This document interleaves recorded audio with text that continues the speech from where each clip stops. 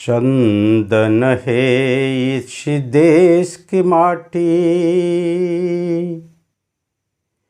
तपोभूमि हर काम है। हर वाला देवी की प्रतिमा, बच्चा बच्चा राम है। बच्चा बच्चा राम है। प्रियात्मन,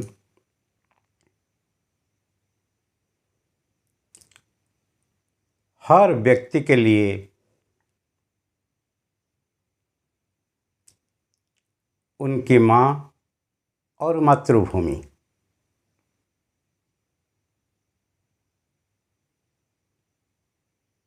वो दोनों चंदन जैसे पवित्र हैं और वहाँ पर सिर धार्य करना है, सिर झुकाने का है।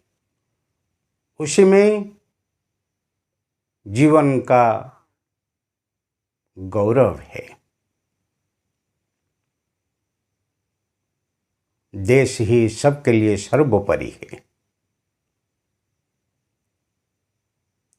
चंदन को आप जितनी घसो वो ही सुगंधि देने वाले हैं। ऐसे ही माँ और मातृभूमि, वो दोनों को आप जितनी ही नमन करेंगे, आदर करेंगे, सम्मान देंगे, वो ही इतनी ही आपके लिए कल्याणदायी है। इसीलिए कहा गया है, जननी जन्म भूमिश्च स्वर्गादपि गरीयसी। माँ और मातृभूमि वो स्वर्ग से भी महान है। स्वर्ग कहाँ पर है भले किसको पता नहीं है, परंतु स्वर्ग में देवता लोग रहते हैं, हम मानते हैं। उनके लिए मौत नहीं है। स्वर्ग में सब है परंतु मौत नहीं है, वार्धक्य नहीं है। ऐसे ही माँ की गोद और माँ की बोध और मातृभूमि की गोद और मातृभूमि की सुरक्षा, वो दोनों ही ऐसे स्वर्गदायी हैं, स्वर्ग सुख देने वाले हैं। इसीलिए हर व्यक्ति माँ, मातृभाषा और मातृभूमि के लिए समर्पित होना चाहिए। जीवन में कभी भी बड़े होने के लिए इच्छा हो कि बड़ा होने के लिए जब आपकी ऐसे कोई इच्छा है तो माँ, मातृभूमि और मातृभाषा को ही सम्मान दो, सिर झुकाओ, शिरोधार्य करो, उसी से आपका ही कल्याण है। तपोभूमि हर गांव है। हर गांव, गांव गांव में बसे है मेरे देश। गांव गांव में बसे ही मेरी समृद्धि। गांव गांव में बसे ही मेरी संस्कृति। जैसे ही कोई भी जल भंडार से जल को निकाल दो, फिर वहाँ जल भंडार नहीं है। किसी भी साहित्य से वो अक्षर को ही निकाल दो, फिर देखो वो ही साहित्य नहीं है।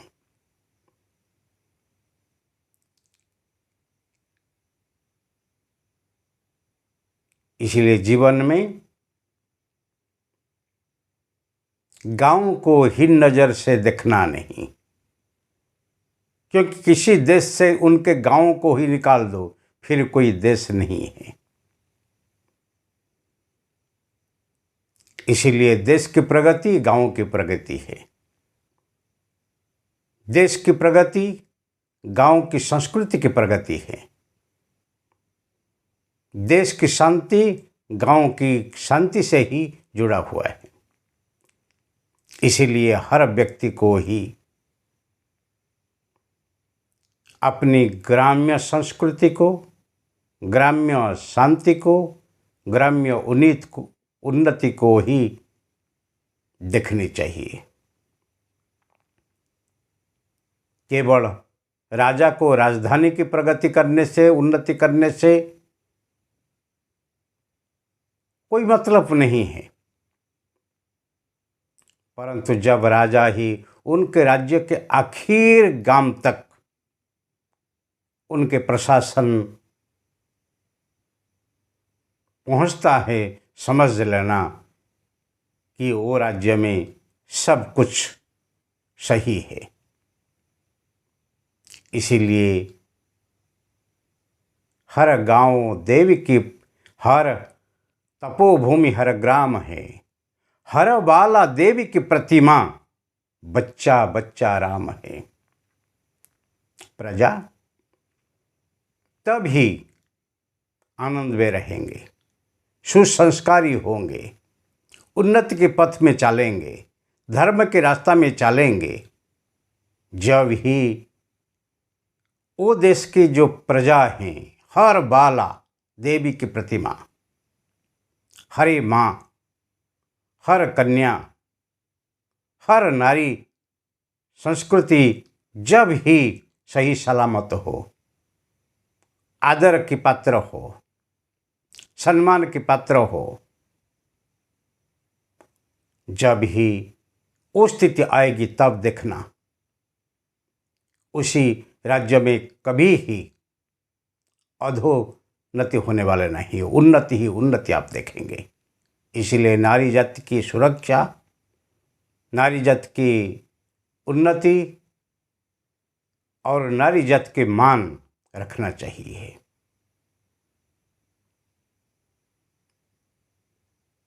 हर बाला देवी की प्रतिमा, मंदिर में जाके देवी माता को पूजा करना, आरती करना, वो तो सहज है, परंतु हर घर पे कन्या रत्न के प्रति, स्त्रियों के प्रति आदर लाना, सम्मान लाना और भाव प्रकट करना, वो ही अति उत्तम है। क्योंकि हर घर को मंदिर बनाओ। इसीलिए तो हमारा यशस्वी प्रधानमंत्री ने बेटी बचाओ बेटी पढ़ाओ ऐसे ही एक परंपरा खड़ा की है।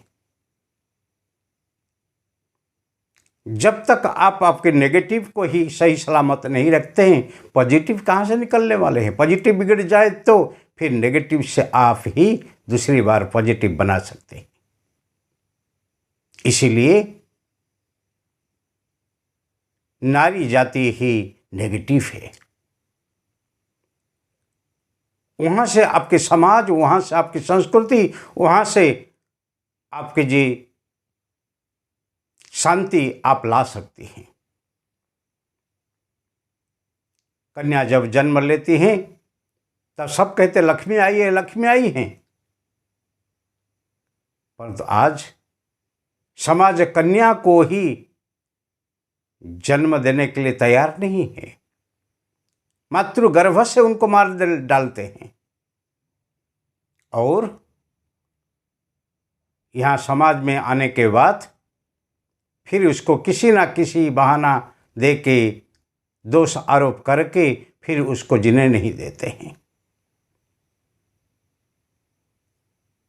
सबको बहन चाहिए, सबको माँ चाहिए, सबको पत्नी चाहिए, सबको मासी चाहिए, सबको साली चाहिए,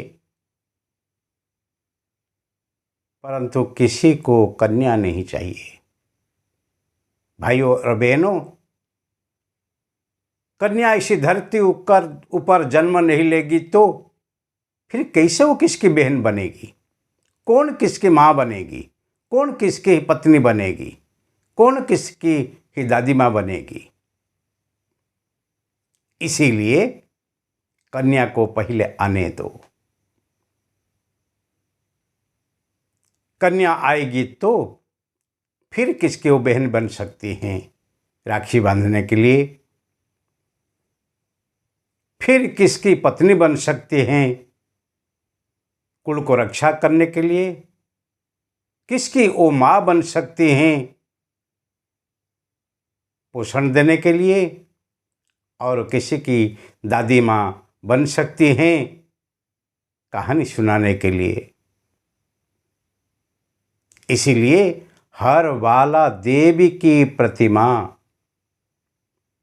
कन्या को ही कोई पुत्र से ही हीन नहीं मानना, वो देवी है।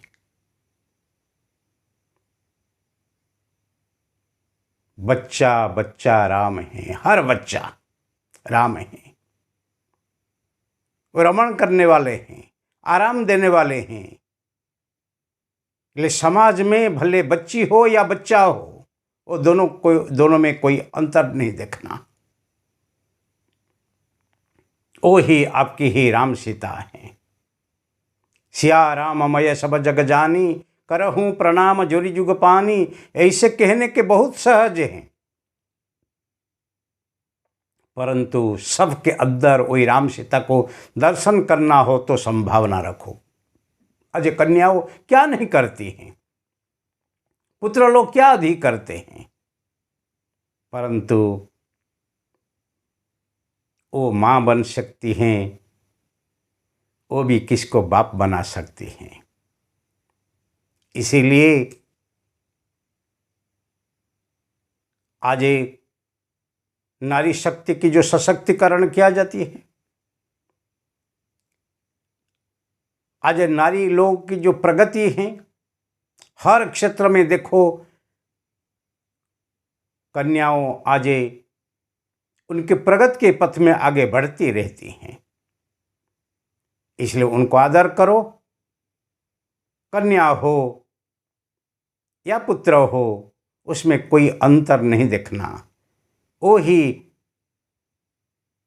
हर घर में देवा देवी समान है। वो आएंगे तो फिर आपका घर में रोशनी आने वाली है, आनंद आने वाला है। इसलिए चंदन है इस देश की माटी, आपकी जो जन्मभूमि है, आपका जो देश है, उसकी माटी को ही चंदन देश से सिर पे लगाओ, नमन करो। उसको कभी हीन नजर में नहीं देखना, उसकी सुरक्षा ले कभी कचास नहीं छोड़ना। और जो देश में रहते हैं वो देश के लिए गद्दार कभी नहीं बनना, उसके विरोध में नहीं बोलना, उसकी निंदा कभी नहीं करना, कि देश ही सर्वोपरि है। इसीलिए